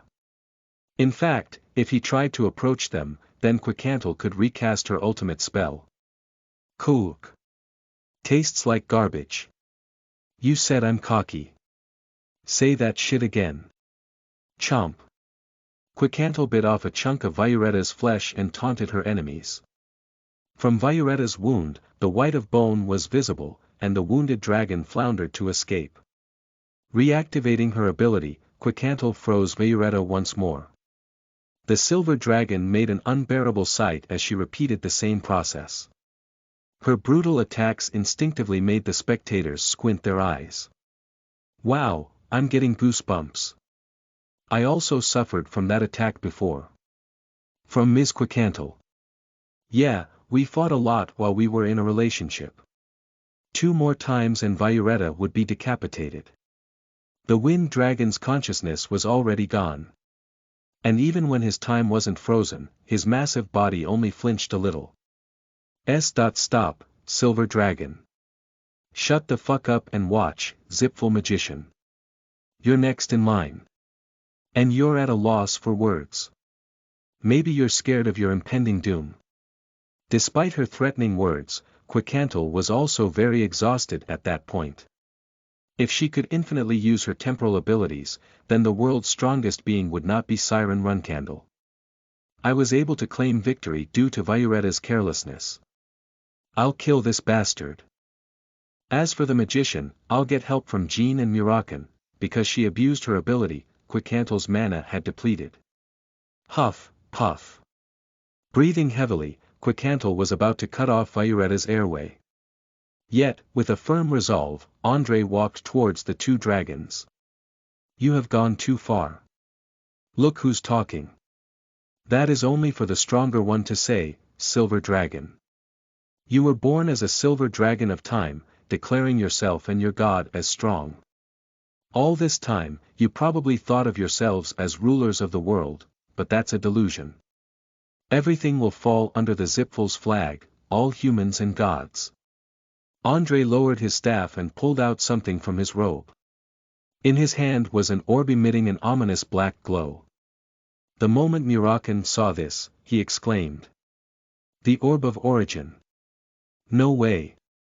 He transformed into his true form, and his torso broke through the spiritual energy, revealing a massive shadow unto the ground. Escape, Quicantle. Chapter 77. A replica that shouldn't exist. 2. You are listening at novelfull.audio. Volume 4 Chapter 77, A replica that shouldn't exist. 2. Oh, I see there were more guests. Andre cracked a big grin. Goosebumps covered Quicantle as she saw the hysterical smile, backing off after hearing Muraken's warning. They felt an ineffably ominous energy flowing throughout Andre's mysterious orb. And Quicantle's instincts were not wrong. Ki-eek. Not long after, a long entity emerged from the orb, making a screeching sound that ripped their eardrums. A face. From what Muraken called the Orb of Origin, came a huge, black entity that resembled a face. However, its eye sockets were empty. And with part of the face being disfigured, the exact facial features were indistinguishable. As soon as the face formed, the black entity's long neck extended, and the figure moved to bite Quicantle's throat. In a split second, it munched on thin air. Had she ignored Muraken's call, she would not have evaded death. I wanted to use you as a test subject, but that's too bad. Since you saw this face, don't expect to get any time to rest. Then, Andre turned to Muraken. A black dragon, I see. I only know of 2 black dragons alive in this world. And since you aren't a female, you must be the Runcandle clan's Muraken. It seems you have awoken from your slumber. Then, the boy next to you, Jean, was covering his face with Myulta's rune, but Andre knew who he was. Must be Soderet's contractor. Certainly. Jean Runcandle. You're the only Runcandle provisional flag bearer in this area. Am I wrong? Andre's eyes overflowed with avarice. He originally only wanted to consume Ulta's contractor. However, the possibility of making 2 great catches filled him with greed. Instead of answering the Grand Magician, Jean just glared at Andre. Quicantle remained cautious despite the battle being in temporary armistice. During that time, Muraken could not stop looking at the orb in Andre's hand and the face that stemmed from it. It's similar to the Orb of Origin, but it's a little different. The gods already disposed of it, so there's no way for a human to possess such an object. It could only mean that the orb in the Grand Magician's hand was a replica. But how? Questioning the situation, Murakan thought deeply. The Orb of Origin is a sacred object that contained the power of all gods, and it was a kind of safety mechanism. It prevents the gods' creations from attacking the gods, and the gods themselves from attacking other gods. Essentially, it was an object that prevented the end of the world. However, the gods found out that the Orb of Origin possessed powers exceeding the threat of possible war. They evaluated it to be enough to obliterate the entire world. So, as humankind began to prosper, the orb was destroyed. Last time, it was the cemetery giants. Now, it's a replica of the Orb of Origin. What the hell is happening? Although it was merely a replica, the orb in Andrei's hand possessed disgusting amounts of power. The face approached Vioretta's corpse and whispered a chant. Soon after, black smoke emerged from the wind dragon's wound, and it began to heal. However, it wasn't a normal regeneration. Instead of green skin and emerald scales, the missing flesh was filled up with the same dark energy as that from the orb. I shouldn't have held back. I apologize for your loss, my old friend, Violetta. It didn't even take 10 seconds for the exposed white bones to be covered by the newly grown flesh, skin, and scales. Violetta slowly raised his body. The ground below him still had lakes of blood and remnants of his flesh and scales, but the wind dragon seemed unaffected, besides the massive black blotch on one side of his neck. The sight startled Jean. Even Quicantle, who regenerated a severed wing, slowly stepped backwards, and Murakan gritted his teeth. The wind dragon's corpse was resurrected. Occurrences such as this would still be impossible even with the help of the god of healing, but it happened right in front of their eyes. We gotta get serious, kiddo. Murakan. I will call the dragons of the Vermont Imperial family. Until then, buy me some tea. I can't let you do that. Fwit. Instantaneously, Andrei disappeared and reappeared behind Quicantle. The face from the Orb of Origin replica opened its jaws. Chomp. Quicantle's left foot grazed the black teeth, albeit only slightly. However, Quicantle, who didn't show a single sign of pain while fighting Violetta, floundered, screaming in her suffering. Smoke emerged from the grazed wound. Quicantle backed off, limping away from the enemy. What a great scream to hear, Silver Dragon. It's a shame I cannot hear more of it. And as Murakan tried to run to her. You think you can make a difference, Murakan? Move away, Violetta. Move away. The great Murakan is asking me. Ha ha ha. I'm sure many dragons would be dying to meet you if they found out about your reawakening. I agree with what Andrei said earlier. It's a shame I can't tell the others about you. Spiritual energy began to spread from Murakan's wings. At some point, all dragons feared your presence. But do you think they still do? You have gotten weak. And your contractor is still a baby. Whoosh.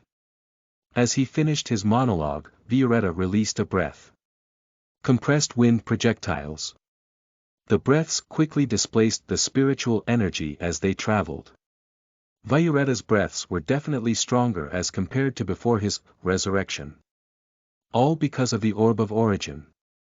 Violetta was elated as he watched the view before him, for overpowering an old bully felt amazing and refreshed him. I, Violetta, will go down in history as your killer. Yeah, right, crazy bastard. Although he was incomparably weaker than his past self, it was still a fact that Murakan was at the apex among all of the entities in the sky at one point. He wasn't going to lose only after one breath. Whoosh. After resisting the breath, Murakan's body sublimed and scattered into the black smoke. Then, he approached Violetta and reconstructed his body, revealing himself next to his enemy. Indeed, it's too easy, isn't it? And a close combat fight ensued. Each time the two massive dragons clashed, the island rumbled and quaked. As space was morphed with the merging of spiritual energy and wind, Jean intently watched the fight between Andre and Quicantle. He had to read the flow of the battle. In my current state, joining Murakan and Vioretta's fight is suicide. Just getting near them is already impossible. On the other hand, for Andre, there was no chance for ambush. After Andre revealed his orb of origin, Quicantle was just running away. Because of this, there was no opportunity for Jean to attack. Additionally, the main enemy of this fight wasn't Violetta, but Andre Zipfel. Killing him first would make Vioretta's demise more meaningful. Andre can't cast a spell while holding that orb. Probably because the artifact drains insane amounts of mana. If he was casting 9-star spells instead, then Andre would have been unapproachable. However, he was focusing on the orb. Occasionally, he would cast a short teleportation spell to catch up to Quicantle, yet that was all. I don't know if it's the orb, but his overall physical abilities increased. At the level of a 7-star knight, at the very least. This will be difficult. Ambush and execute instantly. Or at least cut off the hand holding the orb. After concluding his plans, Jean began to move. Thankfully, Violetta didn't seem to notice Jin's movements as he fought against Murakan. It was only possible because Murakan was putting up a good fight. When I go back, I should ask Kashmir about this. Well, I don't know if this will work for Andre. Once he got past Violetta, he increased his speed and sprinted towards Quicantle. She and Jean were looking at each other, with Andre's back towards the young Runcandle. He only needed 3 steps before getting in range to strike. However, Andre spun around with a grin, expecting the ambush. So you have come, Jean run, Irk. But Jean never actually thought of slashing Andre from behind. Not even once. Flash. Instead of swinging his sword, Jean opened his hand in front of Andre's face. A spell was ready in his left hand. A spell that everyone thought was gone. An ancient light magic that only one person in the world mastered not so long ago. Photon Cannon, Senmi's vision. Impairing spell that Jean mastered in the ship, right before his arrival at Tychon. It worked. Instinctively, Andre used one hand to cover his eyes and bent over. As the magician staggered backwards, Jean unsheathed his sword and swung. Slash. He felt the blade cutting through the flesh at Andre's chest. Jean recoiled to stab him, but the orb's face charged towards Jean. However, the black figure seemed to be influenced by Andre's vision, as it just floundered while snapping its jaws at empty air. Jean lowered his torso and swung his sword in an unnatural stance, aiming to slash Andre's legs. Krag. Slice. Andre, with his ankles cut through, stumbled and fell backwards. A normal enemy would have been doomed and met their end at that point, but Jean didn't have the opportunity to finish him off. Quicantle was also at her limit. Even with Jean buying her time, she couldn't lengthen the distance between her and Andre. She was hunching over the ground, catching her breath. I applaud your ambush. However, you and your god will become ingredients for the demon god's orb, Jean Runcandle. Even after being blinded by Photon Cannon and having his feet severed, Andre spoke normally. Using the face of the demon god's orb, he protected his body. And just like Vioretta's resurrection, his ankles were being regenerated. As this all occurred, Violetta pushed Murakan away and rapidly stomped towards Jean. He didn't defeat Murakan, but he flew through the windless domain, unaffected by the skill's effect. Kid. Above you. Crash. Violetta fell to the ground, right where Jean was standing. Jean was able to throw his body aside to dodge the attack, but evading the subsequent breaths while also avoiding the orb's face was impossible. He felt that he was right at the doorstep of death. At that moment, Jean put his hand towards his neck and thought of a name. One belonging to the world's greatest knight, praised by everyone. The transcendent white whale. His eldest sister, Luna Runcandle. He clenched his fist, and Orgel's pendant shattered. For the past 6 years, he had never taken it off. Crack. Simultaneously, a flash of mana burst out, and a dimensional gate opened. It seems you're in a tough spot, youngest Runcandle. And from it, the white whale emerged. Chapter 78. An anomaly called the Runcandles. 1. You are listening at novelfull.audio. Volume 4 Chapter 78, An anomaly called the Runcandles. 1. The axe. Crantle. The sword with a tip forged into the shape of an axe blade. A weapon born to satisfy Luna's tastes.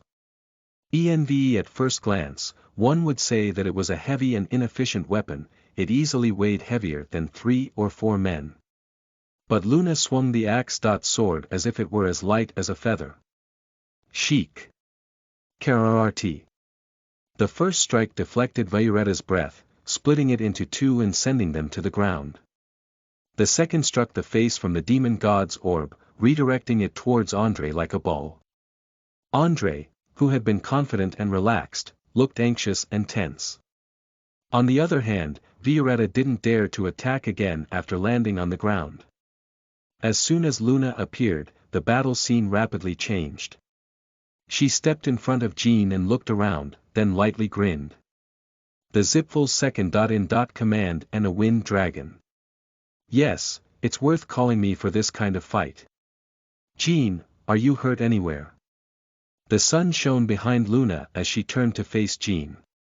Looking into her ocean-deep eyes, Jean was certain.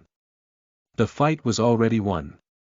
After all, she was the definition of strongest. No, not a scratch. Good. If you got hurt, I'd kill those 2 then go flip the Zipful clan inside out. Hearing these words, Jean got goosebumps. Mainly because he felt the love and care coming from his sister. Also because flipping the Zipful clan inside out wasn't impossible for Luna. Anyways, I missed you. It was so boring without you back at home. I'm sure you felt the same. I think so. How cute. Arriving next to Jean, Murakan covered him with his wings. Damned kid. You have such a great sister. I thought I was gonna die. Lord Murakan, it is our first time meeting, yes. As the eldest daughter of the Runcandle clan, I believe that officially introducing myself would be proper. However, I think that I will be a little busy. Please take care of my youngest brother. Understood. I entrust you with the rest of the job, Luna Runcandle. Sister, please be careful. The demon god's orb artifact resurrected the wind dragon earlier. Don't worry, and get out of here. The adult will deal with this, child. With Jean on his back and lightly holding Quicantle in his mouth, Murakan began their retreat. Although it looked laughable, if he didn't get as far as possible, he would be struck by Luna's sword. They would be safe if they're at least 500 meters away. Alright. Now, let's just spectate. Quicantle, don't be too embarrassed. It may just be a replica, but it's normal for a dragon to be afraid of the Orb of Origin. It didn't take long for them to get far away from the battlefield. During that time, Andre and Violetta only stared at Luna, at a loss for words. Luna, on the other hand, looked at the demon god's orb that the Grand Magician was holding. What in the world is that? That ominous energy. It feels very similar to that of the demons I killed in the past. Well, whatever it is, there's nothing I can't cut through. Thinking this, Luna slowly pointed her axe. Sword at Andre. Are you just going to look at me like that, Andre Zipful? To think that a legendary figure like you would have business with my brother. I would like an explanation. Andre's eyes narrowed. This is an unexpected variable. Oh White Whale, the Runcandle clan has broken its oath. Your brother used magic. Indeed, he broke the oath. But that news won't get to your clan. Oh, if you want, I can go tell Keliark Zipful myself. I think it'd be great if I also tell him about your visit to the banquet and fleeing from my father. Andre gritted his teeth. Luna Runcandle. How dare you, you worthless bitch. But he couldn't reveal his anger. That bitch is just food for the demon god's orb. After all, she's just a mere human. As long as she's not a demigod like her father, she can't handle its power. Andre firmly believed in the power of the orb and that the Runcandle bitch had no intel or feel for it. If I cast normal spells like before, it would be a difficult battle. But with the orb, there's no way I would lose. Nothing changed. Thinking this, Andre's eyes found calm. Well, all right. I knew that I would have to fight against you like this one day. Today, we will find out if you truly are worthy of the grand name White Whale. Among all of the Zipfuls, you have the talent of making a boring speech even more boring.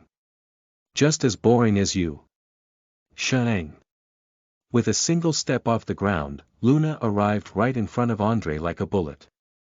The Grand Magician was instantly within the Axe.Sword's massive strike zone. And weirdly enough, amongst the Zipfuls, crackle. Andre barely blocked Luna's attack with the orb's face. Violetta charged at her, but in an instant, she was standing next to him instead. No one knows about me that well. Slash. The edge of Violetta's wing was cut off. Although it was a small injury, the Wind Dragon was startled by his inability to react to her attack. What kind of speed is this? To Violetta and Andre, Luna moved at the speed of light. Following her movements with the naked eye was impossible, and it was the ultimate speed. They could only react to her actions by predicting her next move. Will the dragon not fight me in his original form? There's nothing good about having a big body right now. Surprisingly, after hearing the human's mocking advice, Violetta transformed into a human. As Luna said, one wrong move, and he would be cut into dozens of pieces. The Zipful clan didn't necessarily have zero information on Luna. Being the strongest after Siren, the Zipfuls endlessly scraped information about her. However, the intelligence agents who got too close often got killed. And every single Zipful who fought against her died, not even leaving out a single one. Additionally, to the Zipful clan, Luna was a mystery. They only heard about the rumors of her strength, yet no one told the tale about the whole truth, only settling with a vague conclusion. That she transcended human limits. Are you saying that a non-contractor could possess this much power? A human other than Siren? For a moment, Andre was delusional. He had mistaken that Luna was a consumable contractor for the demon god's orb. However, the orb didn't react to her. Therefore, Luna was a normal human. As soon as I return to the clan, I must completely revise the plans against the Runcandles.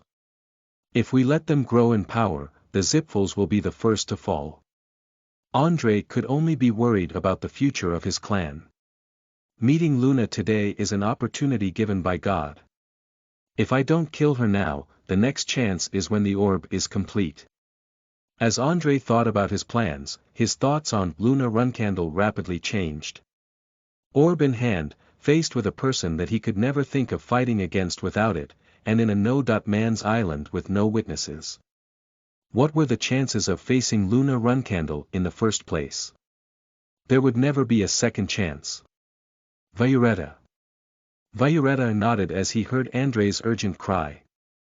Because they have coordinated their attacks for a long time, the two could communicate their next move even without speech. Whoosh. Wind began to compress on Violetta's palm, its form loosely resembling a spear.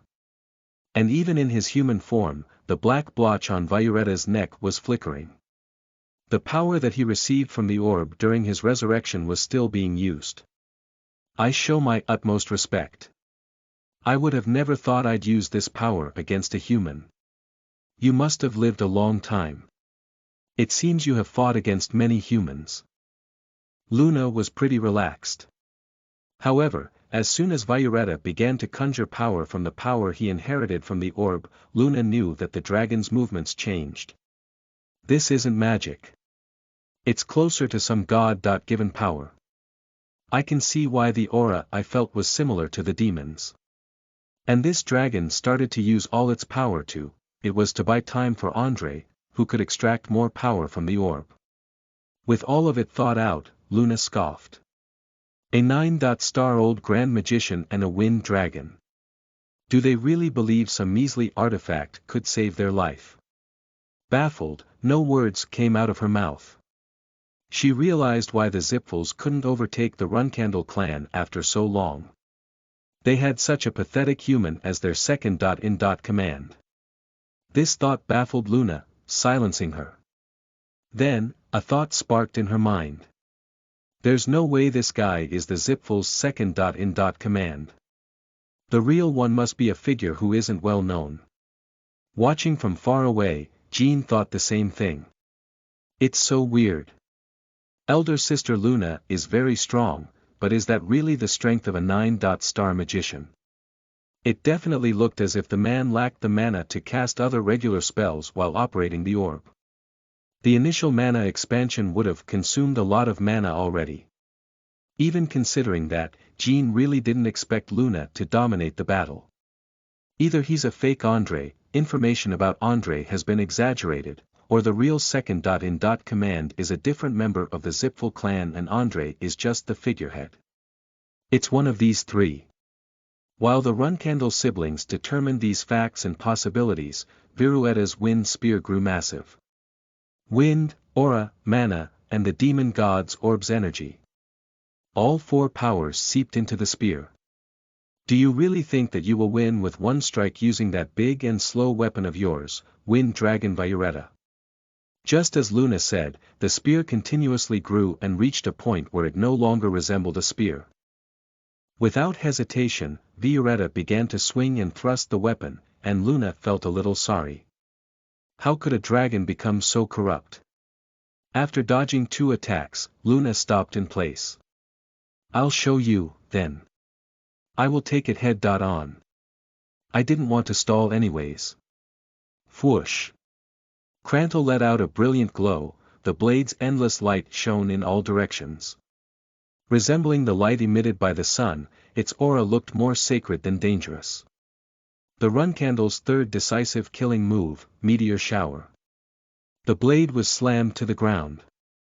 And, true to the technique's name, the clouds split open as meteors began to fall. Right where Luna's arrogant opponents stood. Chapter 79.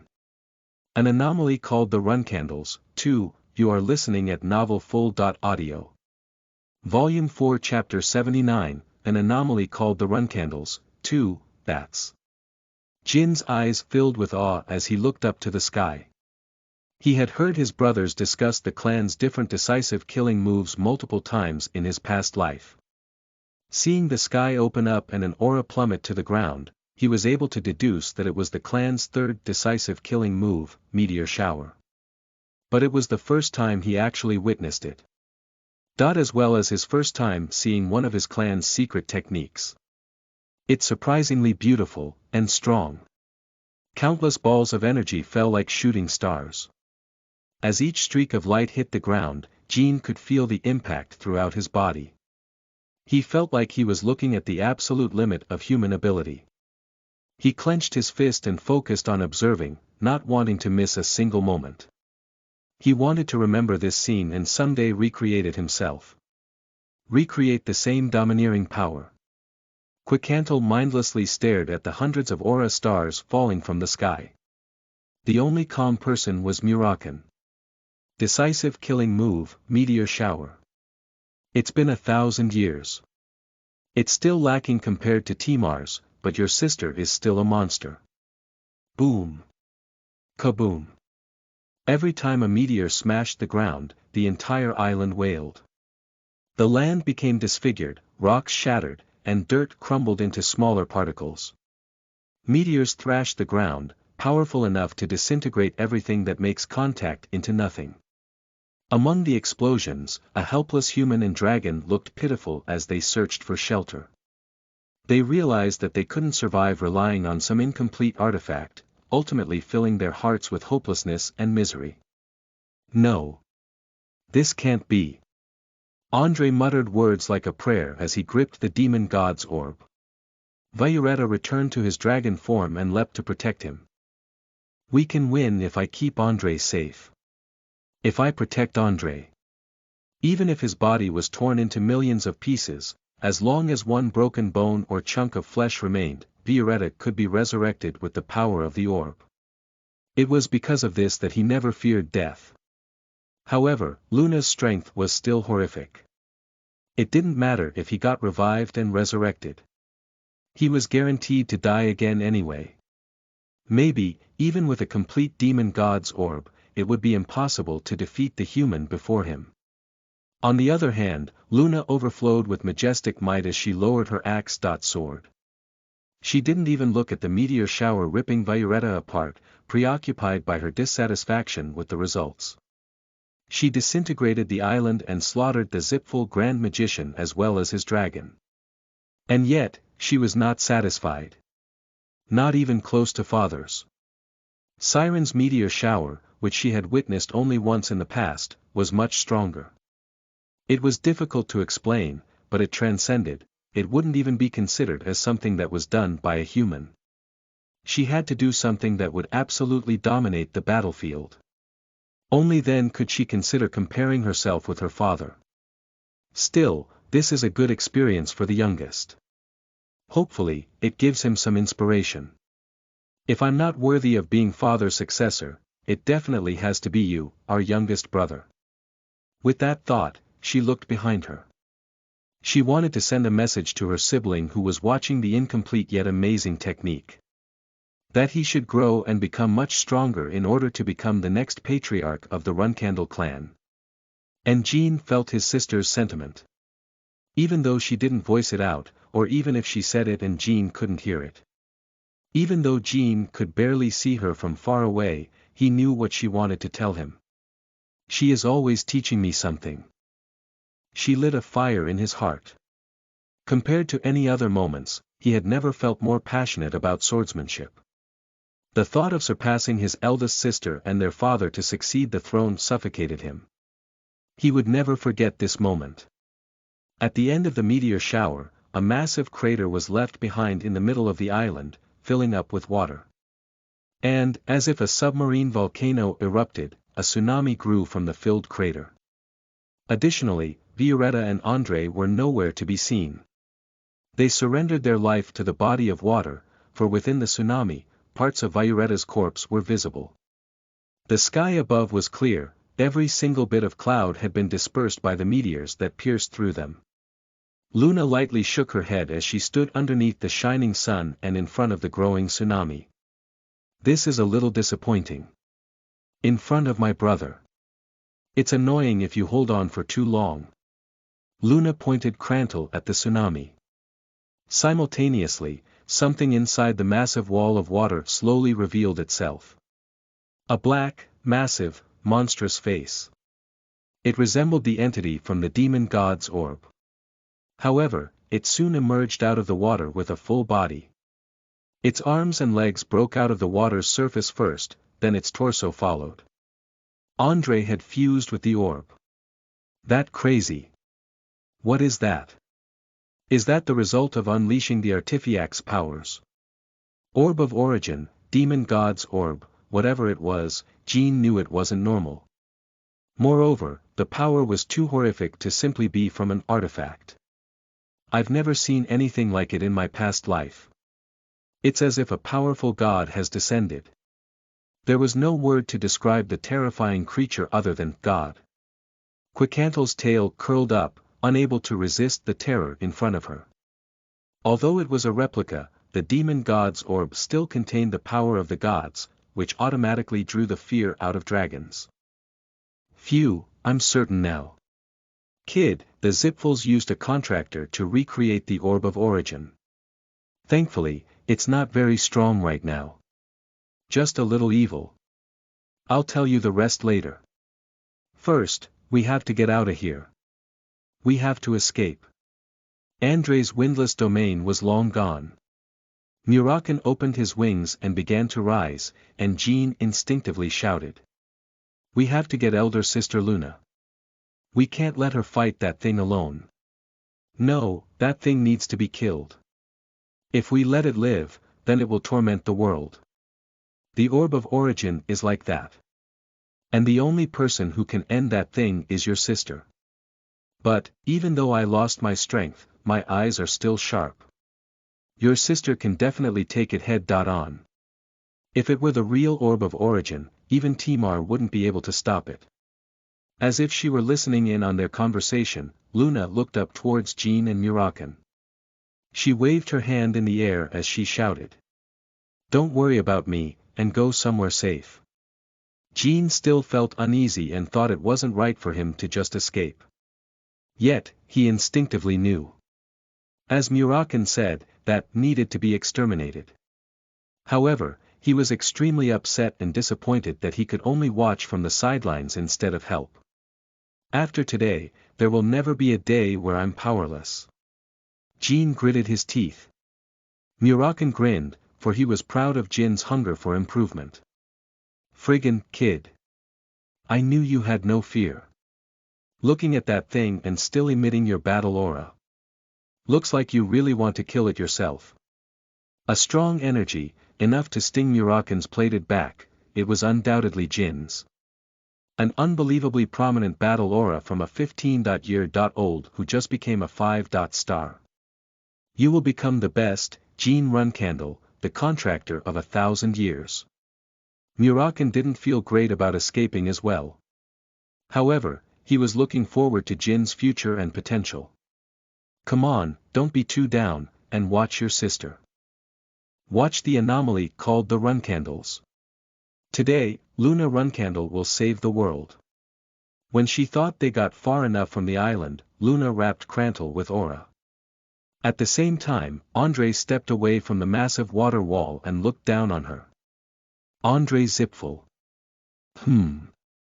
Your face is too disfigured for me to tell, but you're definitely making a confident expression. Since you became a monster with that artifact, you must think you could defeat me now. Grrrr, grrrk, grrrk. The monster let out a triumphant laugh that sounded similar to someone violently clearing their throat. As she said, Andre was no longer afraid of Luna. The power of the 12 gods are currently inside me, Luna Runcandle. And what do you have? Even if your father was here, you wouldn't be able to defeat me. Ah, the 12 gods. Unfortunately, I only have this one sword right now. She responded with a calm face. Show me all you've got. I will gladly receive it. A belittling smirk then grew on Luna's face. As expected, you're still delusional. If you fought me using the magic you had trained for years, you could have seen half of my true skill at most. Andre tried to respond, but held back after seeing that Crantle was dyed in red. Crimson aura. Andre tilted his head in confusion. He had fought hundreds of knights, but he had never seen any of them use a crimson aura. On that note, although you never deserved it, Crantle was set ablaze. In order to fix your foolishness, I shall show you what true swordsmanship is. And naturally, you will see the flaws in your ways. You allegedly caged the entities you proclaim as gods inside that pathetic little rock, and you think that nothing can stand in your way just because you have it in your possession. Delusional. The man I've seen my entire life, who is deemed a demigod, is dominating the world. Or are you saying that your gods are stronger than him? Mine's blade. Blood moon. Luna whispered, a brilliant red light emitting from Crantle. A light that swallowed the island and sky. Andre didn't feel an ounce of danger, for he trusted the orb too much. Come. With your powerless attack. Luna swung her sword, and a massive red wave of energy traveled quickly across the island. The ground soon began to rumble, and in an instant, the ground split, forming fissures. The slash of red light passed through the entirety of the island. And Luna, thinking there was nothing to check, lowered her sword and turned. I'll show you. He couldn't finish his sentence. And that became his last will. Pzzzzzt. Crack. The orb hidden in Andre's chest pocket shattered. The space around him cracked like glass, and the orb's dark energy was sucked into its crevices. On the pathetic excuse of an island, even the biggest of boulders were being vacuumed into the void. The moment Luna, who was kneeling on one knee due to exhaustion, was about to reach its edge. Whoosh! Murakan descended at full speed, and Jean extended his hand towards her. She barely caught his hand, and she flashed a smile. It looks like our youngest has saved me this time.